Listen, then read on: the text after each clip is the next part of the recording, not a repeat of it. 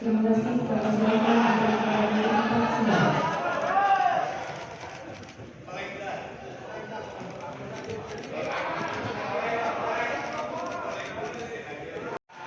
Di antara posisi DPD Provinsi Jawa Barat, Bapak Ono Surono. Saya sudah tahu kontrak-kontrak medianya sudah banyak nanti ke depan. Kemudian juga Bapak ini sebentar lagi akan berangkat haji, Bapak PIJ Aceh Jamaluddin. Terima kasih. Seluruh anggota DPRD Provinsi Jawa Barat, para ketua fraksi, para ketua komisi, dan saya mengucapkan terima kasih atas berbagai otokritik yang dilakukan, baik secara langsung maupun lewat media, baik media massa maupun media elektronik. Dan itu menunjukkan bahwa di Provinsi Jawa Barat ada terjadi dinamika politik yang luar biasa. Semua orang memiliki concern pada hal yang menjadi tujuan kita wujudkan Jawa Barat istimewa dengan berbagai cara. Tugas DPR adalah bicara, itulah tugas kita. Jadi kalau tidak bicara, mungkin DPRD dianggap tidak ada. Saya ucapkan terima kasih atas kontribusinya.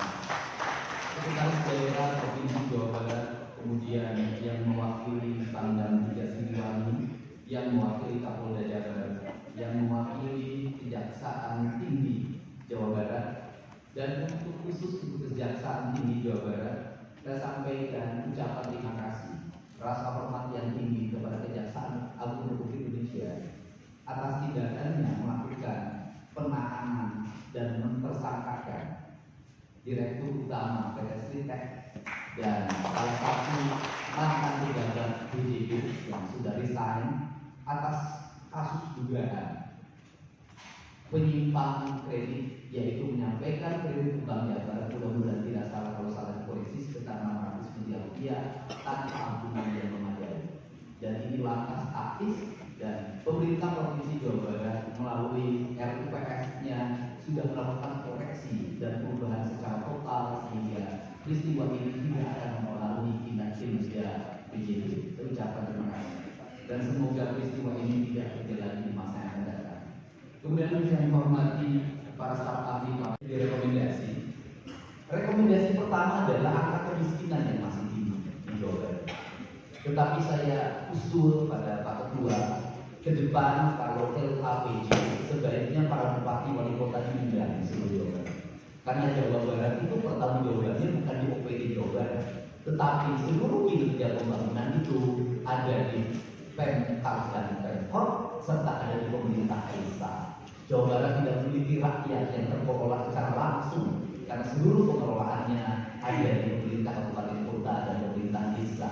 Dan saya mohon nanti dipaparkan kemiskinan yang paling tinggi dalam perspektif BDS, dalam perspektif LKPJ dan analisisnya itu di kabupaten mana, bila perlu sampai di desa mana.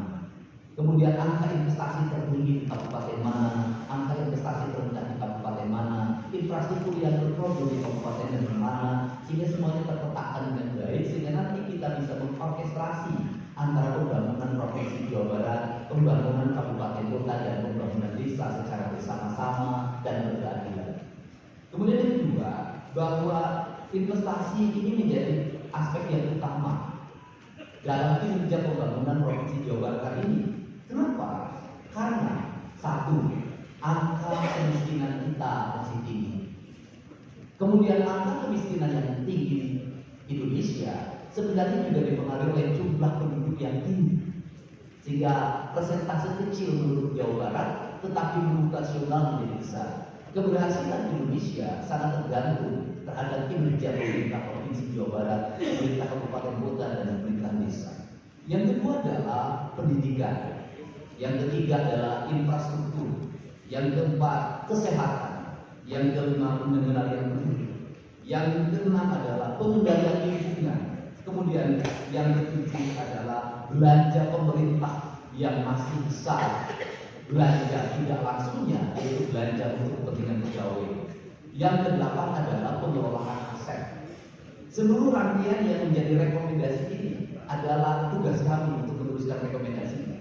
Tetapi yakinlah bahwa apa yang kami lakukan selama ini, langkah-langkah yang seringkali kontroversi, langkah-langkah yang seringkali dianggap one man menyensor langkah-langkah yang seringkali dianggap terlalu sendiri dan terlalu konten, sesungguhnya adalah langkah-langkah menyelesaikan ini semua. Saya berikan contoh. Kalau saya melakukan operasi terhadap penutupan galian listrik, penutupan areal-areal pelanggaran terhadap lingkungan, kalau saya mengkoordinasikan terlebih dahulu dengan jajaran saya, bisa jadi operasi saya gagal. Kenapa? Karena begitu rapat, besoknya penambangnya sudah tahu apa yang akan kami lakukan. Sehingga kejutan-kejutan itu dilakukan untuk memberikan efek kejut. Dari efek kejut itu melahirkan viral. Dari viral itu melahirkan atensi yang pada akhirnya hari ini Jawa Barat seluruh penambangan liar bisa diselesaikan secara hukum dan Kapolda memberi atensi yang sangat tinggi.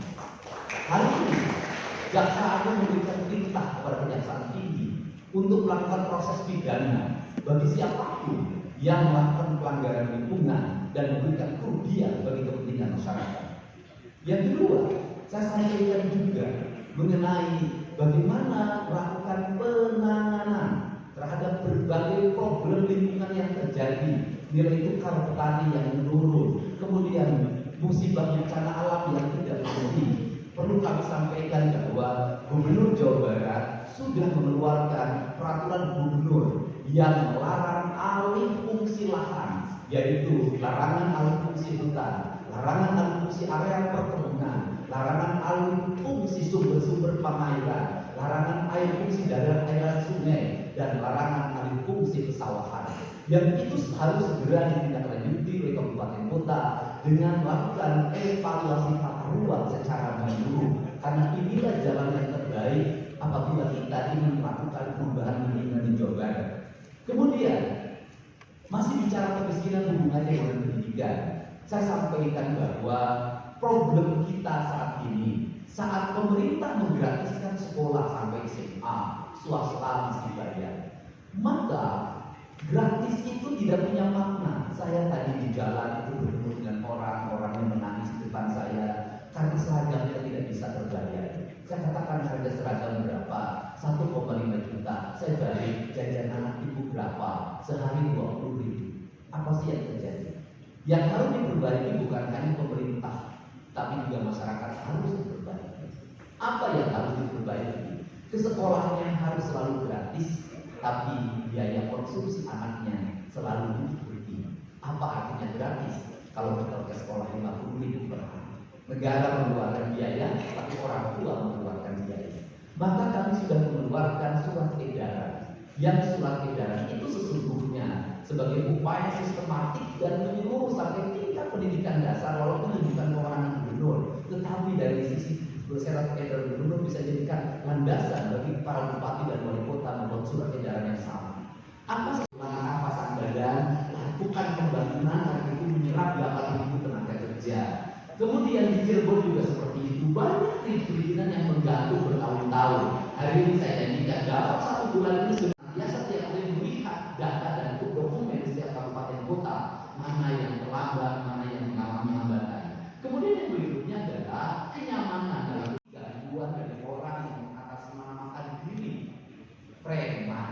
Untuk itu hari ini kita cukup bersyukur di Jawa Barat peristiwa ini sudah tidak ada.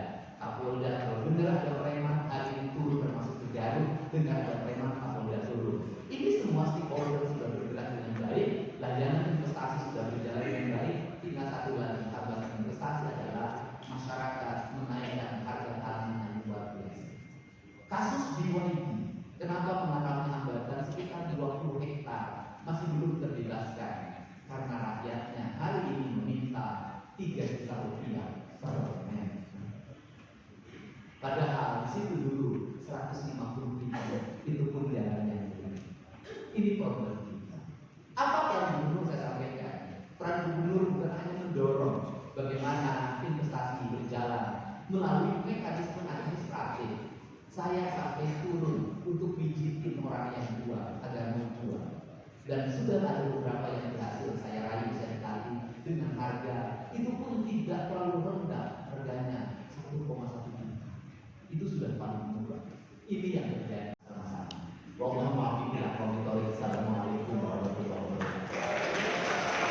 Kami sekali memberikan tetap walk out secara bersama-sama.